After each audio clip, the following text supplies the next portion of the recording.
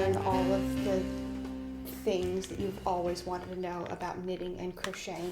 Yeah, All I've of the always things wanted to in your know the heart. intricacies of crocheting. Just crocheting or knitting too? Just crocheting.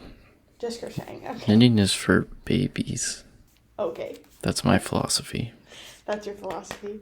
So Yeah. why do you have that philosophy from all of the vast knowledge of knitting and crocheting that you have I don't pre this know. podcast? You just gotta pretend like you know things, and then people will respect you. Gotcha. So you're the fake it till you make it type. Yeah. Gotcha. All right, solid. Okay. Well, I'm still gonna teach you a thing or two. Okay. And then I have something similar too, where I have 9 different acronyms or verbiage or just like words that knitters and crocheters use a lot. Okay. And I'm gonna have you guess what they are. That sounds fun. So, same way I had to guess all of your games last week, you get to guess all of this goodness. But I will give you a rundown of the top level differences between knitting and crocheting. Okay. Okay? So, crocheting is with the hook. So, you've seen that where, like, it's like one stick and then kind of has like a hook at the top of it. Mm-hmm. Yeah, I'm so that's familiar with crocheting. the hook. Yep. So you crochet with those and with only one of those. Okay? And Okay. then knitting is done with 2 needles. So when you see people with like 2 things, That's what the grannies knitting use, needles. correct? It is what yep. Grannies, lots of grannies also use crochet hooks. Also, lots of young people use both of them too, if I do say so myself. Okay. But I mean, just super interesting stuff. The hooks and needles can be a variety of different materials. So, like, I have lots of metal hooks and needles, but there's also wooden ones. And then, like, when you get into really fancy and getting to know lots of cool makers and stuff, there's lots of people out there that do, like, hand-carved crochet hooks. Well, you can get like custom crochet hooks. Mm-hmm. Yep. So I have a couple of really nice wooden ones, and then those ones are. How much would it run you to buy a custom crochet hook? It depends. So, for example, anywhere between. Actually, since we have the great Google, let me look up someone that I know. Okay, so there are some people here who do, theirs are wooden handles, but they have like the metal hook part, and their prices start at 50. 50. 50. And then That's pretty expensive, I think.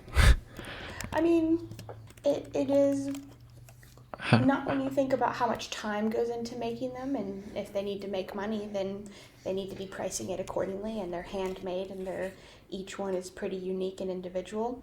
That's pretty cool. I mean, custom things are always going to be spendy. Mm-hmm.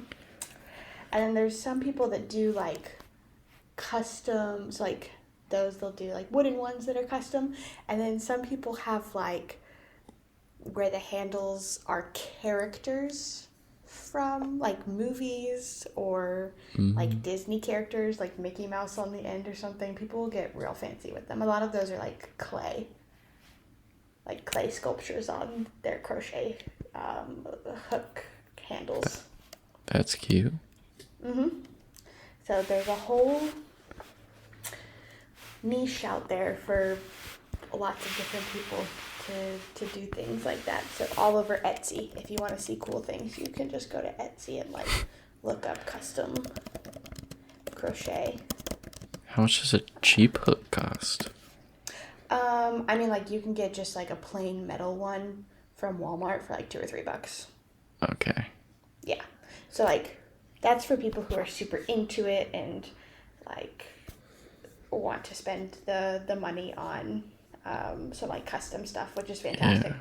But if you're looking to just like start getting into crocheting or knitting or whatever, you can pick up some cheap stuff at Walmart, at Joann Fabrics, at Michael's, any of those places, and get like $2 or $3 hooks to start out with and learn on. Yeah. It's kind of like controllers. Like custom controllers can cost like $200 to like $300. Mm-hmm. Yeah. Exactly.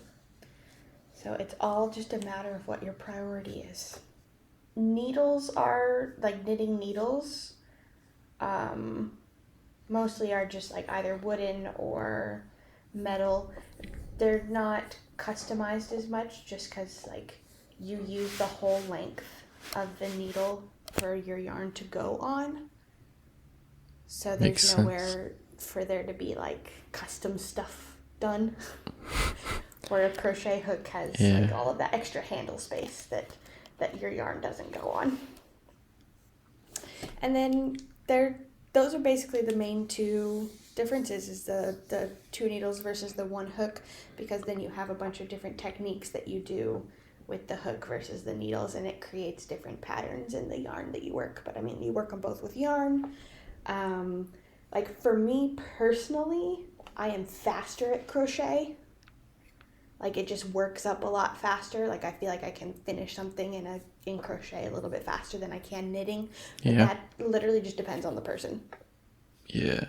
So are like crocheting and knitting like interchangeable? Like can you make the same things from both ways? Yes and no. So yes and no.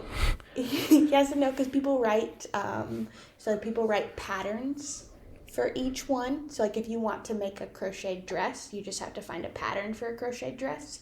And if you want to make a knit dress, you just have to find a pattern for knitting. So like you can make a dress in either knit or crochet. You can make a blanket in either knit or crochet. For a lot of people, like they prefer like blankets in crochet because it's a little bit sturdier, it holds up a little bit better, and they prefer to knit anything that they're going to wear because it's a little bit looser and it has a little bit of a better shape. But there are some really great crochet patterns out there for sweaters too. So I guess yes, the answer is yes, it's interchangeable. You can kind of do anything with one. It's just a matter of either making up your own pattern if it doesn't exist, or finding a pattern to follow for that thing you're looking for. Makes sense. Mm-hmm. So you prefer crocheting? Is that what you said? I'm faster at crocheting. I don't know if I have a preference. For me, my preference depends on what I'm making. So for me, if I'm making a sweater, I prefer to knit sweaters just because of the way that they're built in patterns and everything. But I prefer to like crochet cardigans and like drapey shawls and stuff because I like the patterns that come in those. So it really, for me, it depends on what I'm trying to make. Okay. Any other questions before I move on? No.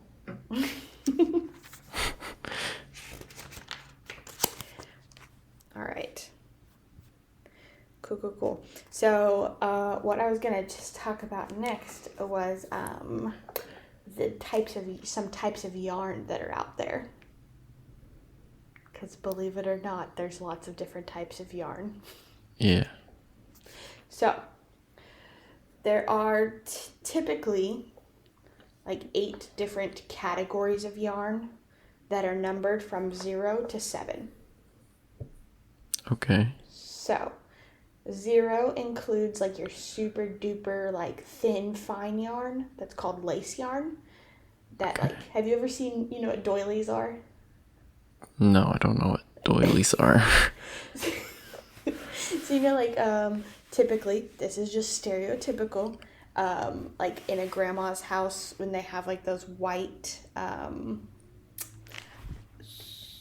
like things that are on the tables. White things are on the tables. Hang on, I'm gonna send you a picture Okay. so that you can see what they are. Once you see a picture, I have a feeling that you're gonna be like, oh yeah, that's a doily.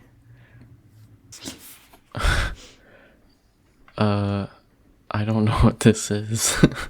You don't know what that is? Okay. Well, this It is looks a like a doily. plate. So lots of times, like when they show them in movies and TV shows, they're in like the old lady's house and they like are on tables and stuff as decoration. That's what the doilies are. Okay. So you anyway. make this So you can crochet with these zero thread? with like zero. Lots of these are done with like a Yarn. crochet thread or like a lace yarn.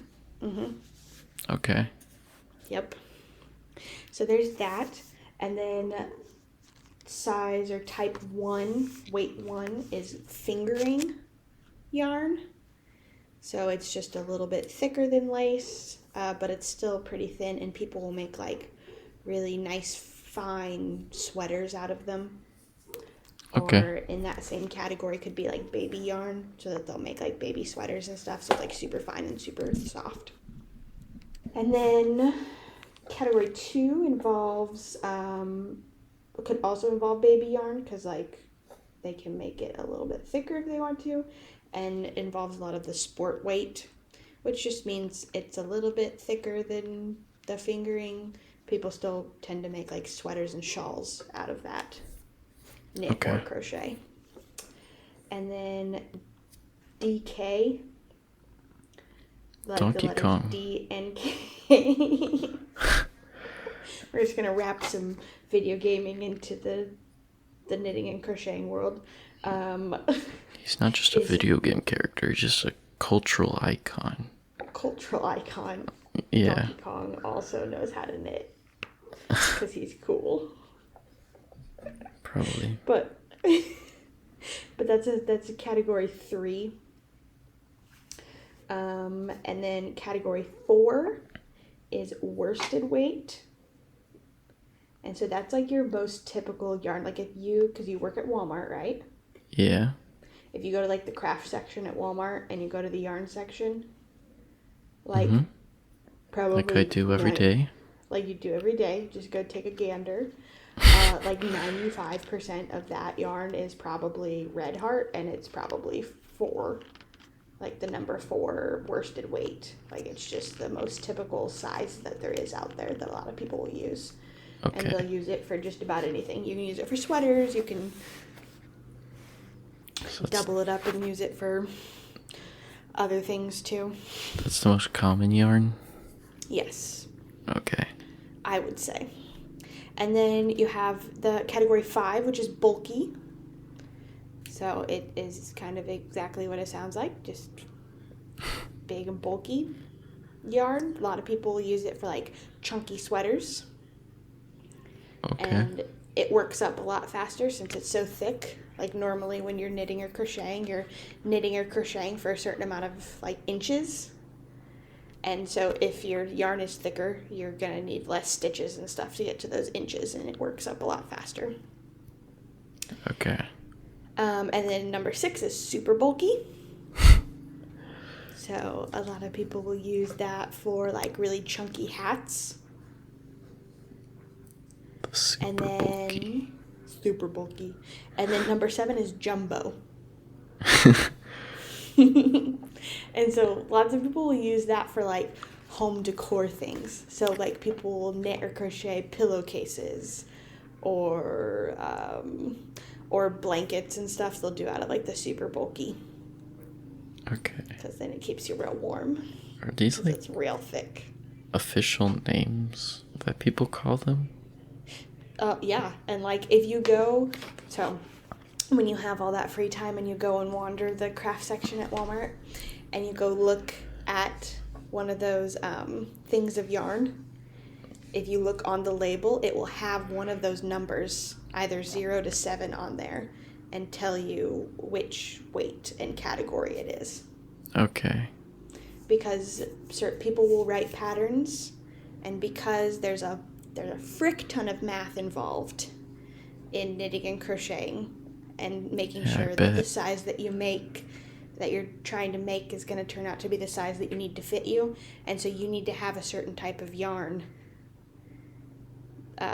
to be able to make those measurements work and make sure that everything that you're making is fitting. So you need to know what size it is and which category it is. Okay. So if you go and look at the label of a yarn, it's kind of like it looks foreign when you first look at it. Yeah. I bet. You learn how to read it. Here, I'll send you this one. This is a little, like, a kind of older one. It looks like it's from, like, the 50s, but it's the same concept. So, like, that number 4, telling you that it's a medium. And then the one with the knitting needles, and then the thing that looks like a crochet hook, it's telling you like the size of needles that you would need to use to get those measurements when you're knitting and crocheting. This looks like some type of encoded message. We're really all just running the world through our knitting and crocheting labels. Just our yarn labels. wingdings and numbers. It does kind of look like that. And then when you're reading patterns when you first start out, it feels like that too. Like, honestly, knitters and crocheters just have their own language, which brings me to the fun part of our game here, of our episode.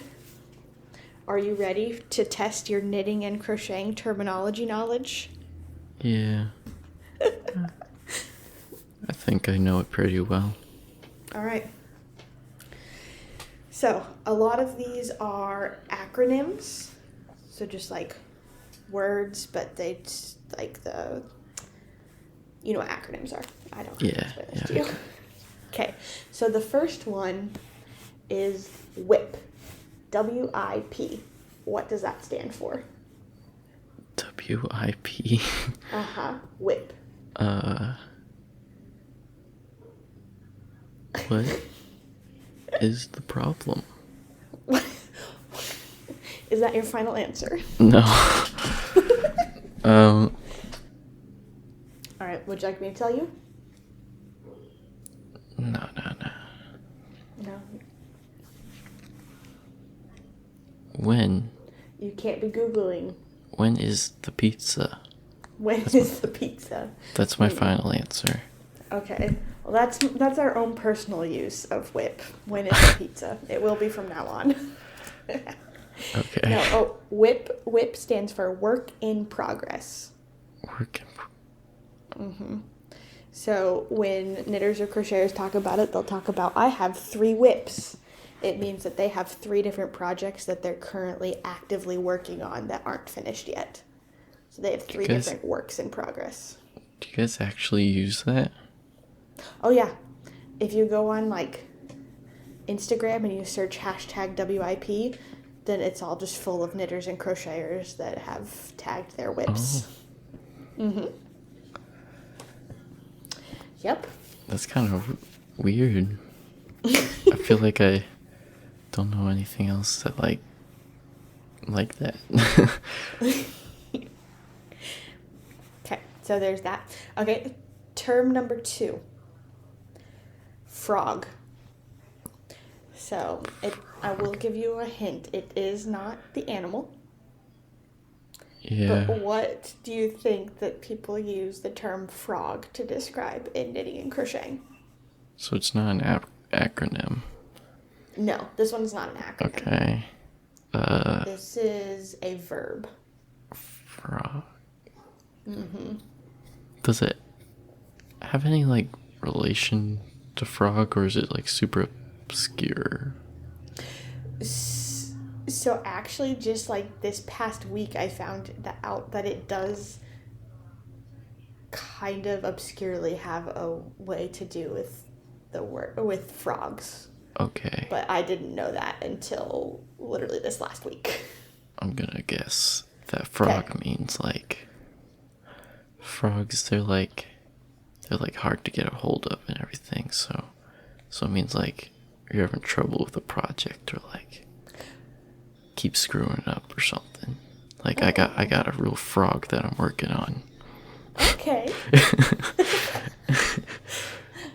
That's not it, but that's a good guess. So, in a way, it's slightly related to that, though, because when you frog something, you're ripping it out. Okay. Because you messed up or are having a problem with it and it's not going the way you need to. So you're ripping out all of the work that you've already done. Okay. Which I literally just found out this past week that apparently the reason it's called frogging is because you're ripping it out, and that sounds like ribbit. Like what frogs say. That's stupid. Don't insult my craft. It should just be called ripping. It's so if you go, and people will talk all the time about how they had to frog their entire project, or they had to frog back 3 or 4 inches. Oh. And so that just means that they had to rip it out 3 or 4 inches, or they had to rip out the entire project to start over new. Dang. I think I kind of got it, or at least I was in that vein. You were in that vein of like the difficulty and stuff. So I'll give you that one. Okay. So the next one is also an acronym. Okay. And so it's a CAL or a KAL. So it's pronounced Cal either way, but one is a CAL or one is a KAL. And one has to do with crochet, which is why it starts with a C, and one has to do with knit, which is why that one starts with a K. Crocheting or knitting. After late.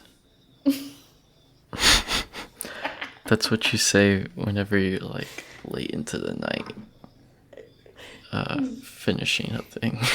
For your like 3 a.m. knitting and crocheting session. Yeah. Man, what a cow last night. Yeah. Hashtag cow.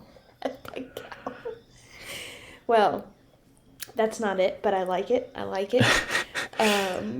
If you do go search on Instagram, though, you will find plenty of hashtag cows either way. Yes, because it's called a crochet along or a knit along. Okay. And so people will use it because what people will do is if everybody will buy one pattern at once and they'll make it together. Like people will just get together in groups on Facebook or Instagram, and somebody could have just come out with a new pattern for a new sweater, and so they're doing a crochet along. So you all get your material at the same time and you start doing it at the same time. That way if you run into any problems, you have people in the group who are working on it at the same time that you can ask questions to. And so it's called a crochet along or a knit along. That's cute. It's very cute. All right. So the next one is also an acronym. LYS. LYS. Uh-huh. Lengthy. Yarn. Season. Lengthy yarn season. Yeah. It's like when you go into overtime on all the yarn that you have. Yeah. Or like this season, the yarn is really lengthy. Had a really bountiful yarn harvest this year, so it's a lengthy yarn The season. yarn will be plentiful this year. Well, as much as I love it, that's not it. You did get the yarn portion, though. The Y does stand for yarn. Yo, I was So pretty sure about that. Yeah. So it's local yarn store. Okay. There's a lot of like small, independently owned yarn stores that are around. So like you have your big name craft stores like Joann and Michaels and Hobby Lobby and stuff, but like lots of people independently, and Walmart, your local craft, your typical craft store, Walmart. But the local yarn store is like an independently owned small yarn shop. So people will put that all the time in like their posts and stuff that I went to my LYS, and they mean their local yarn store. Okay. Have you ever used that? Have I ever used that term? Yeah, the acronym. No. But I was probably knitting and crocheting for like 5-7 years before I figured out what it meant. It took me forever to figure out what it meant. I was always like, I don't understand. Speaking in codes. All right. You ready for your next vocabulary word? Yeah.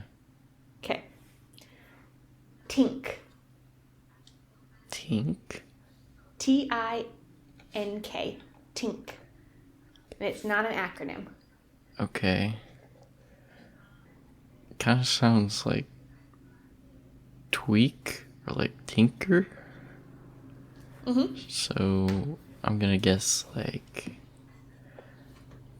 just means to like try something new, or like try something that might work to get what you want or something like that. That's my guess. Well, it's a good guess. And I like the theorizing that you use to get there, but that is not the case. Oh no. So, tink is literally knit, spelled backwards. Okay. So if you look at it, it's tink. So Yeah. It literally means to unknit, like your last few stitches or your last few rows, without like taking it completely off the needles and ripping it out like with frogging. Like to tink, you're keeping it on the needles but undoing it. Okay.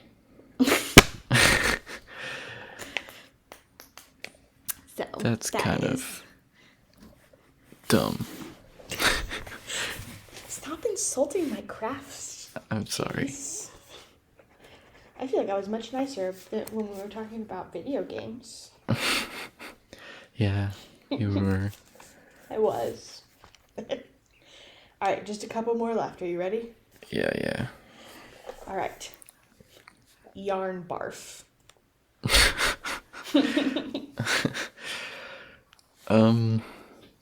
I feel like this should be like super simple, but maybe it's not.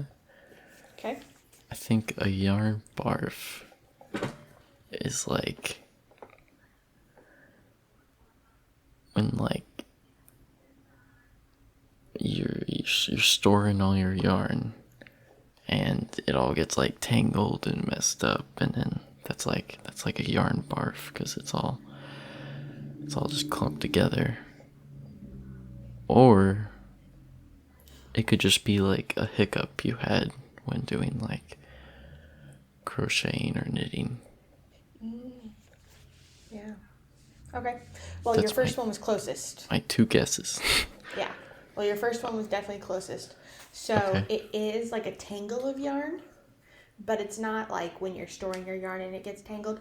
It's when you have a ball or a skein it's what's called center pull, which means you can take the string from the middle of it and pull it out, and it's supposed to just like your yarn's supposed to feed out really easily that way to unravel and use it. Okay. Sometimes it will get tangled within itself inside of that center area. And when you pull it out, just like this big tangled mess of yarn comes out. And that is yarn barf. Okay. So you were very close. Yarn. I give you that one too. Sick. Okay, I have 3 more. Okay. Are you ready? Hit me with them. Okay. Hank. Say it again? Hank. Hank. Hank. Okay. So it's just a dude's name. The man who invented knitting. Yeah. But then everyone insulted him being girly. There's lots of men in the knitting and crocheting community. It's awesome. Yeah. Yeah, Good for you should them. take- I've tried my hand at it like 2 times. Really? Yeah. Can't say I remember much about it though. Well, next time I'm down visiting, I have to teach Soraya anyway, so you can just join us. Okay. Yeah. I'll try some. You can make your own tie. Yeah. Yeah. Probably won't be a good tie though. No, but you'll have made it. Yeah. All right, but who or Okay. what is Hank? Okay. So Hank backwards is can. I'm sure that's significant somehow. So this isn't an acronym, correct? This is not an acronym. No. Okay.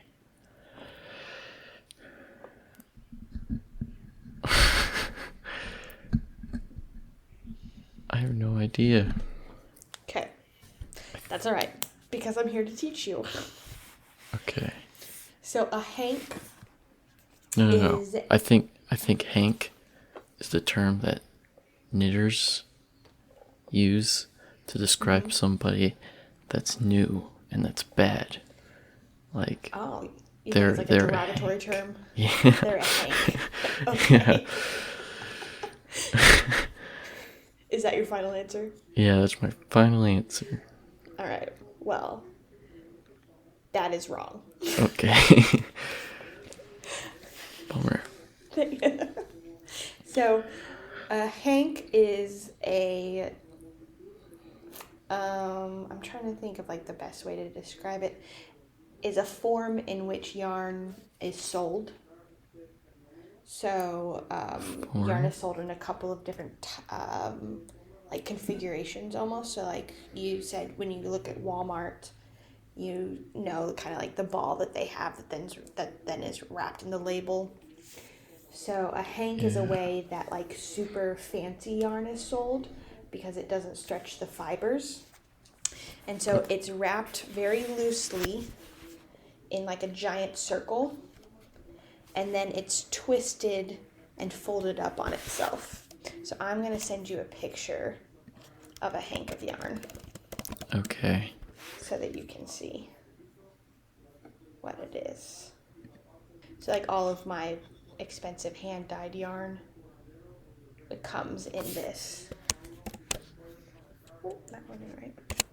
Okay. Comes in this form, I guess if you want to say. Okay, here it comes. Ooh, fancy. Mm-hmm. Looks like a braid.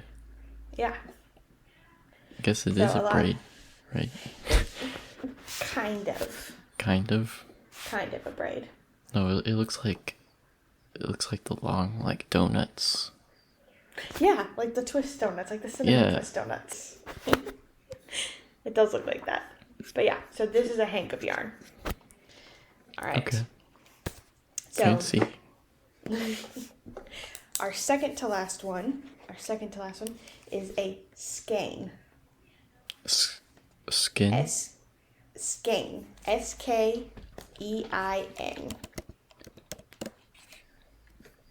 I just put it in the chat. That's how it's spelled. Skein. Okay. Skein. Uh-huh. Well, Sounds like skin, or like skim. Skim. Um, So I can give you a hint. Would you like a hint? I'd like a hint. Okay. It's also a form of, so like the last three, so hank, skein, and the next one I'm going to talk about are all kind of related and have to do with yarn. Okay. Okay. So they're all like forms of yarn? Mm-hmm. Okay.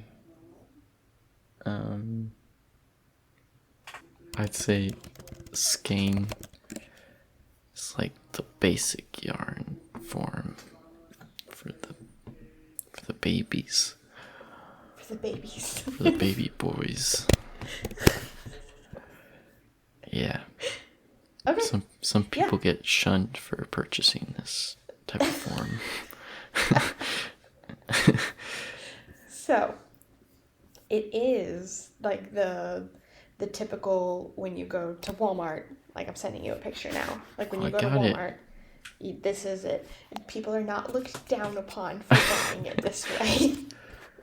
Are you sure? But yes. I don't think But you're this high is- you're high up enough to know yet. Are you kidding me? My 12 years of knitting and 6 years of crocheting doesn't put me high enough. But these are like people who have been doing it for like 40 years. Ah. They take it very seriously. They only buy the best. Okay, so this is a skein. So yeah, this is like the typical. You go to the craft store, you go to the Walmart, and the yarn is sold like this. Got it. All right, and so then my last one. You ready? Yeah. Yarn cake. Yarn cake? Mm-hmm. Okay. I think this is the fanciest of them all. Oh. It's kind of like swirled around. And it forms like this little pyramid of yarn. Kind of like a cake building up on itself. And that is my final answer. And that is your final answer. Yeah. Okay. This is the best form of yarn. Okay. All right. I'm gonna send you a picture. Okay. This is lame. So this is not lame.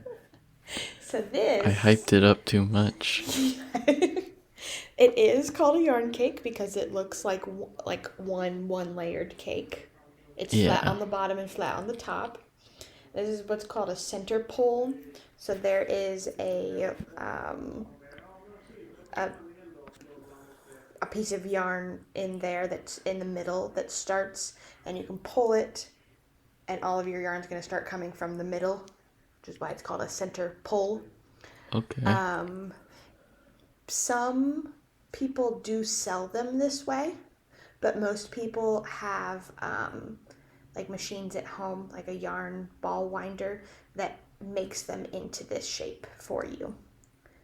So like makes a lot of sense. people will buy the hanks or buy the skeins and then make them into a cake because it's easier to handle. Because like the balls, like if you just wrap it in a ball, it'll roll around as Yeah. you're using it, which like there's also yarn bowls for that. There's a lot of accessories out there to like stop the woes of your yarn from running around. But I like to use the cakes because they stay in one place. Since they're flat, they can just sit on the surface. You're pulling it from the middle and they stay in one place. That makes sense. So those are the words I had for you to guess. That was fun. That was fun. So yeah, and just for like I said, a little bit of background, I knit and crochet. So I like to do both. Just kind of depends on what I'm trying to make, depends on what I do. Sometimes I get into like a rhythm and I knit for forever, and then I get into another rhythm and then I crochet for forever, and then I'll sometimes switch back and forth a little more regularly. Okay. And I've been knitting. I learned to knit in 6th grade from a book. And then I learned to crochet on my mission from an investigator. She taught me how to crochet. Yeah. So. I remember you knitting pretty young. Mm-hmm. Then I have lots of stuff that I've made. I have sweaters, I have dresses. I'm finishing up a cardigan for Tyler. I made Tyler a sweater. Hats. Lots of things. Yeah. So. That's really cool. I think so. It is pretty fun.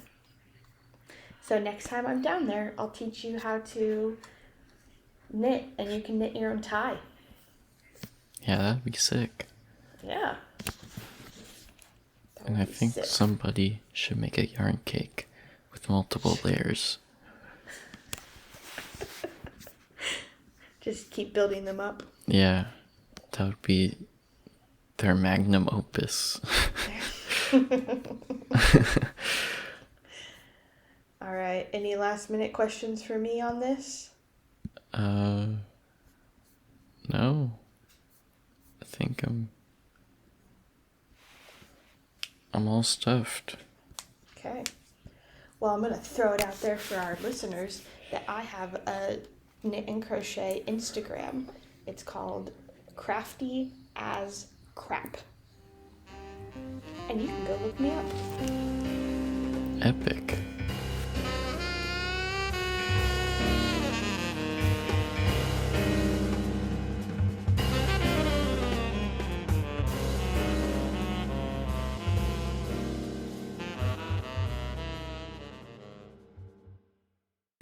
So basically that shout out's for Mom, our listener. Yeah. Good job, Mom.